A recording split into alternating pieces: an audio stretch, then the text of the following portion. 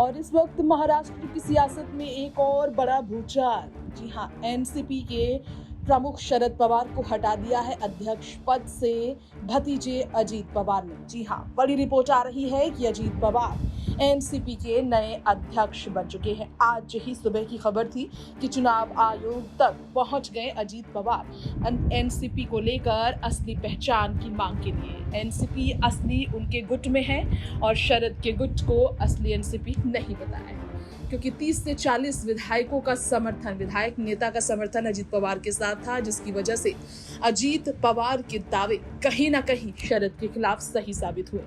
और जहां आपको हम इस रिपोर्ट में बता दें कि अजीत गुट के विधायक अनिल देशमुख से लेकर कई नेता होटल में मीटिंग के दौरान उनसे कई तरह के वार्तालाप में उनका समर्थन करते नजर आए।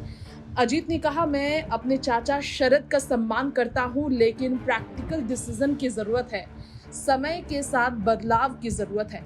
चाचा को हटाकर बाहर भतीजे अब पार्टी पर बड़ा दावा ठोकने वाले एनसीपी के राष्ट्रीय अध्यक्ष चुने गए हैं। इससे एनसीपी में बहुत ही बड़ा भूचाल आ गया है। शरद की राजनीति का मानो अंत कर दिया है अजीत पवार ने। सुनील तटकरे ने इसकी घोषणा अजीत पवार गुट की ओर से की। वहीं इस गुट ने पार्टी पर भी अपना दावा ठोका। इस संबंध में चुनाव आयोग में एक अर्जी दाखिल की गई थी, जैसा कि हमने आपको रिपोर्ट में बताया। और इसी के साथ साथ शिंदे सरकार में मंत्री बने 9 विधायकों के खिलाफ कार्रवाई के लिए चुनाव आयोग की अर्जी दी गई थी। शरद गुट की तरफ से इसी से नाराज होकर कहीं ना कहीं अजीत ने यह कदम उठाया। चुनाव आयोग की तरफ से दोनों गुटों की तरफ से आई अर्जियों की पुष्टि की गई। आयोग कानूनी पहलुओं पर विचार करके अंतिम फैसला लेगा। बताया जा रहा है शक्ति प्रदर्शन के लिए मुंबई विधायकों की बैठक बुलाई गई है दोनों गुटों की ओर से।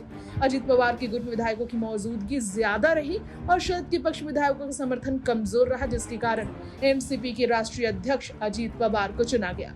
अजीत ने कहा, शरद ने मुझे एनसीपी का मुख्यमंत्री नहीं बनने दिया। चाचा ने मुख्यमंत्री की सीट कांग्रेस को दी। 2014 में भी चाचा ने बीजेपी से गठबंधन की बात की। 2004 के विधानसभा चुनाव में एनसीपी के पास कांग्रेस से ज्यादा विधायक थे। अगर हमने उस समय कांग्रेस को मुख्यमंत्री पद नहीं दिया होता तो आज महाराष्ट्र में केवल राष्ट्रवादी कांग्रेस पार्टी ही मुख्यमंत्री होता। जो हूँ शरद पवार की वजह से हूँ। हर फैसले में शरद का साथ दिया। शरद के लिए मेरे मन में पूरी श्रद्धा है। शरद अकेला फैसला लेते रहे, मैं उनके साथ खड़ा रहा। शरद के कहने पर मैंने सांसदी तक छोड़ दी, हालांकि मुझे कुछ नहीं मिला। जो लोग और पार्टी कार्यकर्ता सत्ता में आए वो हमारे साथ है, शरद ने कहा था। लेकिन शरद की हर बात अब गलत साबित हो गई है।